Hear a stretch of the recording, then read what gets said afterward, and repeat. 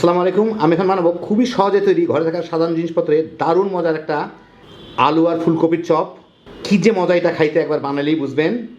খুবই সহজ রান্না। তো আসেন দেখি শুরু করা যাক। আমি একটা কড়াইয়ে 2 টেবিল চামচ তেল গরম করে এর মধ্যে 4-5 কোয়া রসুন আর বড় সাইজের 2টা পেঁয়াজ ফালি করে রাখছি, এগুলো দিব। প্রায় 4 কাপের মতো কুচি কুচি করা ফুলকপি আছে, মানে ছোট সাইজের একটা ফুলকপি আমি কুচি কুচি করে নিয়েছি, ওইটা দিয়ে দিব। স্বাদ মতো একটু লবণ দিব, দিয়ে এগুলাকে আমি একটু ভেজে নিব, মানে ফুলকপিটা সিদ্ধ হওয়া পর্যন্ত। তার মধ্যেই পেঁয়াজ রসুনগুলো ভাজা হয়ে যাবে, ফুলকপিটাও একটু ভাজা হয়ে যাবে। ভালো মতো মেখে নিই, ভালো মতো মেখে নিলাম। মেখে এটাকে এখন আমি একটু ঢেকে ঢেকে জাল দিব। চুলার আঁচটা লোয়ার মিডিয়ামের মাঝামাঝি রাখবো, যাতে ফুলকপির পানিতেই ফুলকপিটা সিদ্ধ হয়ে যায়। মাঝে 2-4 বার নেড়ে দিব। 7-8 মিনিটের মধ্যে এই ফুলকপিটা ভালো মতো সিদ্ধ হয়ে গেছে। এখন আমি এটাকে চুলার জালটা একটু বাড়ায় এইটাকে আমি একটু পোড়া পোড়া দাগ লাগাই নিব। একটু পোড়া পোড়া হইলে এর ফ্লেভারটা ভালো আসবে। যদি একটু পোড়া পোড়া লেগে গেছে, আরেকটু লাগলে ভালো হবে এটাকে। তো আমি এটাকে খোলা অবস্থায় রেখে একটু ছড়ায় দিয়ে মিনিট খানে কোনো নাড়াচাড়া না করে জাল দিব, যাতে নিচের দিকটা একটু পোড়া পোড়া দাগ লাগে।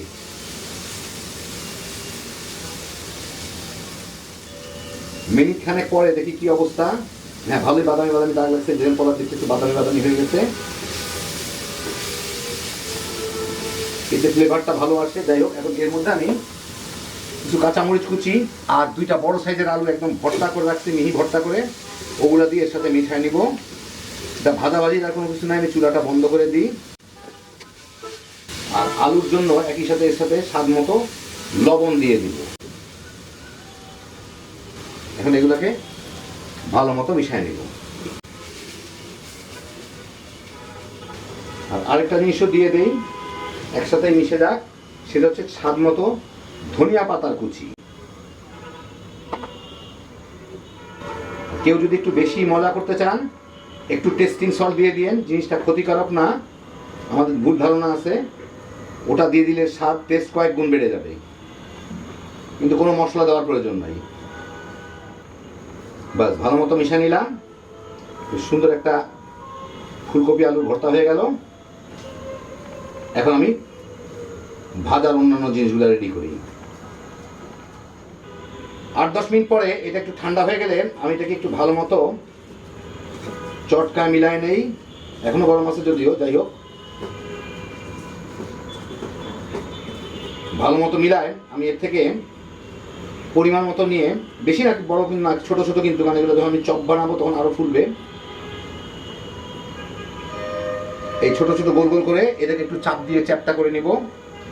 চ্যাপটা করে আমি একটা প্লেটের মধ্যে উঠে নেব। প্লেটের মধ্যে আমি একটু তেল মেখে নিচ্ছি, যাতে ভাজার সময় ঝট করে আমি এখান থেকে নিয়েই ভেজে ফেলতে পারি আর কি। যে ছোট ছোট গোল গোল করে জাস্ট একটু চাপ দিয়ে হালকা একটু চ্যাপটা করে নিয়ে নেব। সবগুলোকে এইভাবে উঠে নেব। আমি এখানে প্রায় 3 কাপ বেসন নিয়ে নিছি। এর মধ্যে আমি স্বাদ মতো লবণ দিব,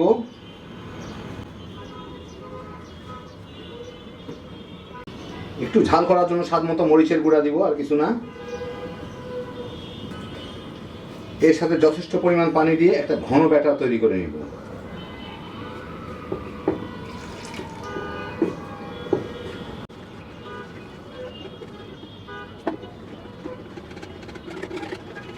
দেখেন, বেশ ঘন একটা ব্যাটার তৈরি হলো। এখন 2টা কাজ করা যায়। একটা কাজ করা যায় হচ্ছে এটাকে ভালো মতো আরো ফেটলে এটা ফুলে যাবে, তখন যখন আমি চপগুলা ভাজবো চপগুলো এমনি ফুলবে। আরেকটা কাজ হচ্ছে এর মধ্যে খাবার সোডা কিংবা বেকিং সোডা দিয়ে দেওয়া, তো ওটাও দিয়ে দিতে পারেন, ওতেও চপ ফুলবে। আর এটা একটু ফেটে নিলেও ফুলবে। আমি ফেটে আপনাদের দেখা দিচ্ছি। তা আমি এটা দিয়ে ফেটবো না, হাত ব্যথা হয়ে যাবে। আমি বরঞ্চ একটা এই মিক্সচার দিয়ে এটাকে ফেটে নিই। একটু ফাটলে এটা অনেকটা হুইপ ক্রিমের মতো কিছুটা ফুলে যাবে।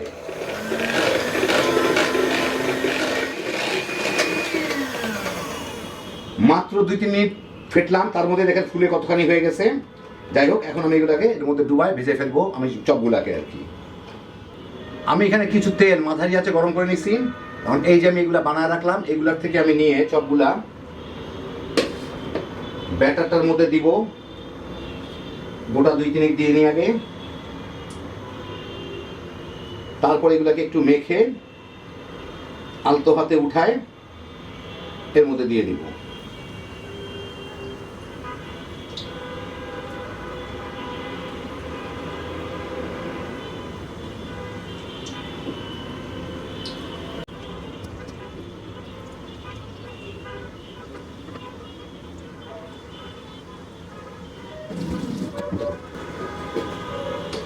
একটু খোঁচা দিয়ে ছাড়াই দিই।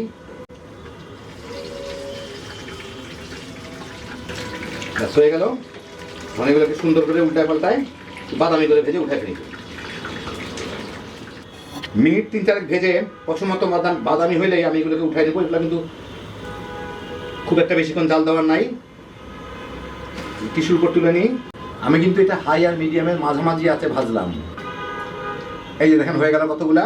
আর এই যে বাড়তি যেগুলো আছে সেগুলো তুলে নেবো, নাহলে এগুলো পুড়তে থাকবে। তুলে নিয়ে এখন বাকিগুলোকে আমি দিয়ে এইভাবে ভেজে নিব।